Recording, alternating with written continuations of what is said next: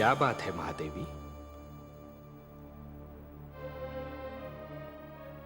आपके इन सुंदर नैनों में आश्चर्य और विस्मय की छायाएं क्यों तैर रही हैं?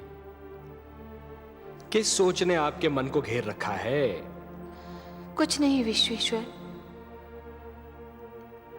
यही सोच रही थी कि यदि चित्रकार के बनाए चित्र को कोई बिगाड़ दे तो क्या उसे तनिक भी चिंता नहीं होगी? यदि कोई शिल्पकार की बनाई मूर्ति को तोड़ने की चेष्टा करे तो क्या उसे तनिक भी दुख नहीं होगा? यदि कोई चित्रकार अपना चित्र किसी को उपहार में दे दे तो उस चित्र को संभालना उपहार पाने वाले का कर्तव्य है। कोई शिल्पकार अपनी मूर्ति किसी को भेंट दे दे तो उस मूर्ति की देखभाल करना भेंट पाने वाले का कर्तव्य है। वैसे हम समझ गए कि आप पूछना क्या चाहती हैं। आप तो अंतर्यामी हैं। लगता है आप हमारी धरती पर घटने वाली घटनाओं से पीड़ित हो उठी हैं।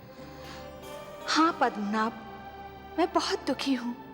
क्यों हो रहा है ये सब? क्यों मचा है ये हाहाकार? प्रेम बनाया था तो घृणा क्यों बनाई? जो हो रहा है हो सकता है वो वही हो जो स्वयं विधाता ने लिखा हो।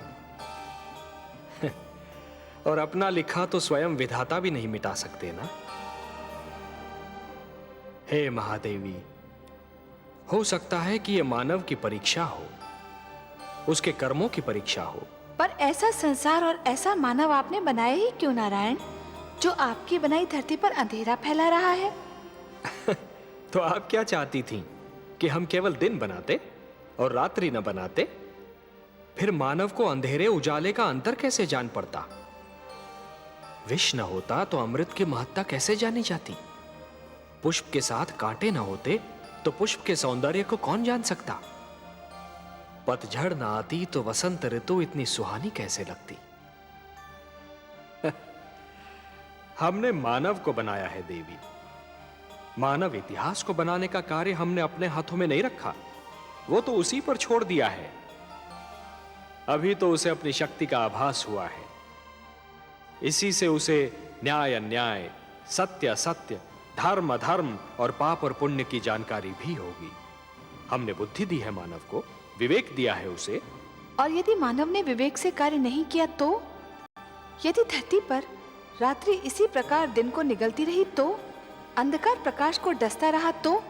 तब क्या करेंगे आप? चिंता मत कीजिए देवी।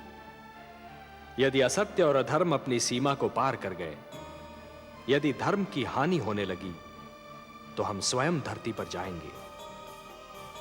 हम वचनबद्ध हैं। परित्राणाय साधूनाम विनाशाय च दुष्कृताम धर्म संस्थापनार्थाय संभवामि युगे युगे। अपनी लीला तो आप ही स्वयं जानते हैं पद्मनाभ।